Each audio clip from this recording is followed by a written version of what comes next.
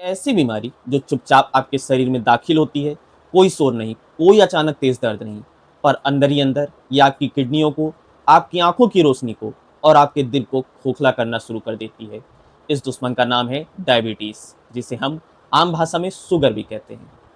ज़्यादातर लोग सोचते हैं कि डायबिटीज सिर्फ ज़्यादा मीठा खाने से होती है, पर सच्चाई ये है कि डायबिटीज मीठा खाने से नहीं, बल्कि आपके शरीर के अंदर एक इनविजिबल हार्मोनल बैलेंस के टूटने से होती है।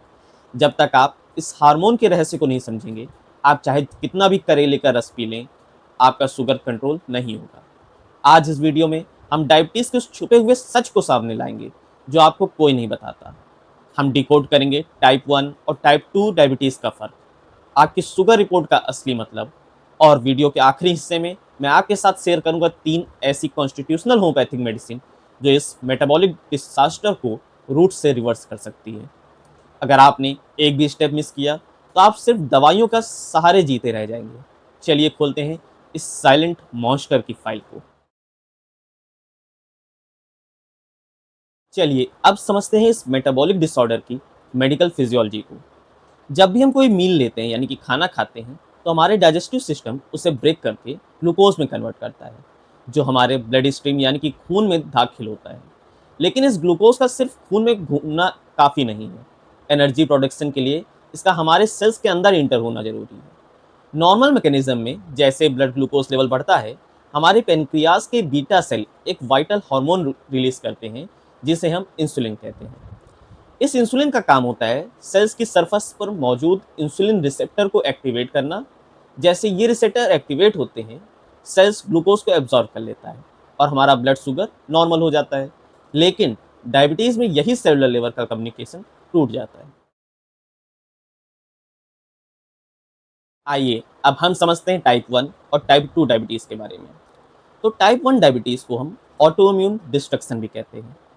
इस कंडीशन में हमारा अपना इम्यून सिस्टम एक मिस्टेक की वजह से पेनक्रियास के बीटा सेल को डिस्ट्रॉय कर देता है, और इसका रिजल्ट शरीर में इंसुलिन प्रोडक्शन बिल्कुल जीरो हो जाता है। ये ज़्यादातर जुवेनाइल यानी कि बचपन या जवानी में अचानक ट्रिगर होता है, जहाँ पेशेंट को एक्सटर्नली इंसुलिन पर ही डिपेंडेंट होना पड़ता है। अब बात करते हैं टाइप 2 डायबिटीज़ के बारे में। तो यहाँ पेनक्रियास इंसुलिन तो सही मात्रा में बना रहा है, लेकिन हमारे सेल्स के रिसेप्टर उस हार्मोन के प्रति डेफ हो चुके हैं, वो रिस्पॉन्स ही नहीं कर रहे हैं। इस क्लिनिकल स्टेट को हम इंसुलिन रेजिस्टेंस भी कहते हैं। रिसेप्टर ब्लॉक होने की वजह से ग्लूकोज ब्लड सर्कुलेशन में ही जमा होने लगता है। पता है 95% लोग टाइप 2 मेटाबॉलिक डिफेक्ट का ही शिकार हैं, और इसका डायरेक्ट कनेक्शन हमारी बदलती लाइफस्टाइल और हमारी होम्योपैथिक मेडिसिन सिलेक्शन से है, जिसे हम ट्रीटमेंट सेक्शन में डीपली एनालाइज करेंगे। अब आते हैं हम अपने वीडियो के सबसे इम्पॉर्टेंट पार्ट पर, द डायग्नोस्टिक। जब आप डॉक्टर के कहने पर या खुद से किसी लैब में जाकर डायबिटीज़ का टेस्ट करवाते हैं, तो आपकी रिपोर्ट में 3 सबसे बड़े क्लिनिकल पैरामीटर होते हैं, जो आपके शरीर की पूरी मेटाबॉलिक स्टेट को बयां करते हैं। इन्हें ध्यान से समझिए।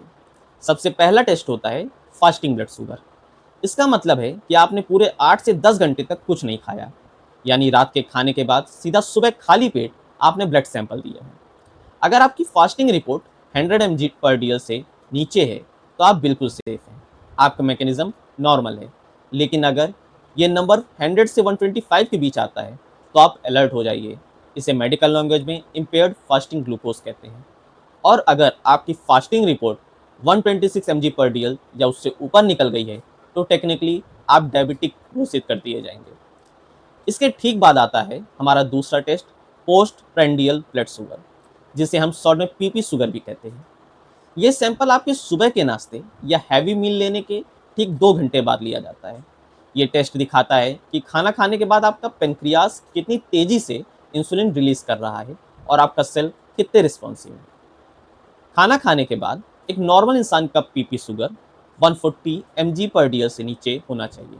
अगर ये 140 से 199 या 200 के बीच घूम रहा है, तो आपका ग्लूकोज टॉलरेंस खराब हो रहा है। और अगर ये टेस्ट 200 mg पर डीएल को पार कर जाए, तो ये कन्फर्म टाइप 2 डायबिटीज़ के इंडिकेशन है। फास्टिंग और पीपी टेस्ट आपके सिर्फ उस दिन का शुगर बताते हैं। हो सकता है आपने टेस्ट से एक दिन पहले परहेज किया हो और रिपोर्ट नॉर्मल आ जाए, लेकिन दुश्मन का असली चेहरा पकड़ता है HbA1c टेस्ट। ये आपके लास्ट 3 से 4 महीने का एवरेज शुगर बताता है। अगर आपका HbA1c 5.7 से 6.4 के बीच है तो आप प्री डायबिटिक हैं, यानी आपके खतरे की दहलीज पर खड़े हैं, और यहाँ से आप बिना किसी एलोपैथिक दवा के 100% रिवर्स हो सकते हैं।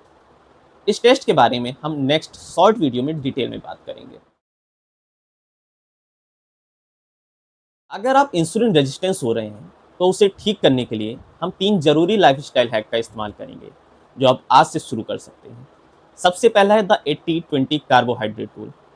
आपको मीठा बंद नहीं करना है। आपको अपने खाने से रिफाइंड कार्ब जैसे मैदा, सफ़ेद चावल, चीनी को 80% कम करना है, और कॉम्प्लेक्स कार्ब जैसे ओट्स, दलिया, सब्जियां को बढ़ाना है। दूसरा हैक है द मसल इंजन एक्टिवेशन।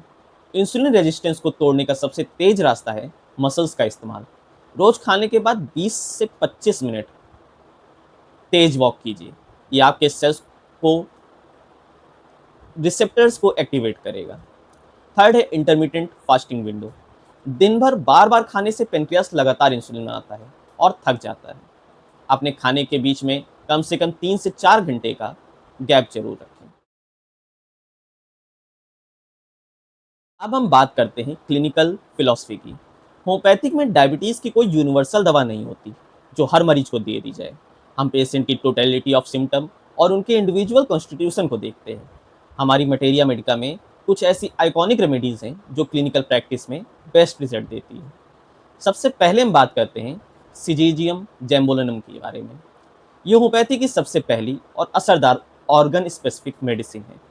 अगर पेशेंट को बहुत ज़्यादा प्यास लगती है, बार बार यूरिनेशन के लिए जाना पड़ता है, और शरीर में बेहिसाब कमजोरी आ रही है, तो सिजीजियम जेम्बोलिनम का मर्ड टीचर 10 बूंद आधे कप पानी में दिन में 3 से 4 बार लेने से ब्लड शुगर लेवल बहुत तेजी से स्टेबलाइज होता है। नेक्स्ट मेडिसिन है यूरेनियम नाइट्रिकम। अगर कोई डायबिटीज़ का मरीज लगातार खाना खा रहा है, बहुत पानी पी रहा है, फिर भी उसका शरीर लगातार सूख रहा है, वजन गिरता जा रहा है और गैस्ट्रिक इश्यूज रहते हैं, तो ऐसे में कॉन्स्टिट्यूशनल स्ट्रक्चर में यूरेनियम नाइट्रिकम 3x या 6x सबसे बेहतरीन काम करती है। नेक्स्ट मेडिसिन है फॉस्फोरिक एसिड या एसिड फॉस। ये दवा उन लोगों के लिए है जिन्हें डायबिटीज़ किसी गहरे ग्रीफ, मेंटल स्ट्रेस या बिजनेस शॉक के बाद शुरू हुई है। पेशेंट दिमागी और शारीरिक रूप से बिल्कुल टूट चुका होता है। रात को बार बार यूरिन पास होती है जो देखने में मिल्की या क्लाउडी लगती है। ऐसे केसेस में एसिड फॉस 30 पेशेंट के नर्वस सिस्टम को रिसेट करती है और किडनी के मेटाबॉलिक फंक्शन को बैलेंस करती है। दोस्तों, ये रेमेडीज आपकी नॉलेज और अवेयरनेस के लिए है। डायबिटीज़ एक कॉम्प्लेक्स मेटाबॉलिक डिसऑर्डर है, इसलिए इसका ट्रीटमेंट हमेशा अपने क्वालिफाइड प्रैक्टिशनर की देखरेख में अपने फुल केस हिस्ट्री देने के बाद ही शुरू करें।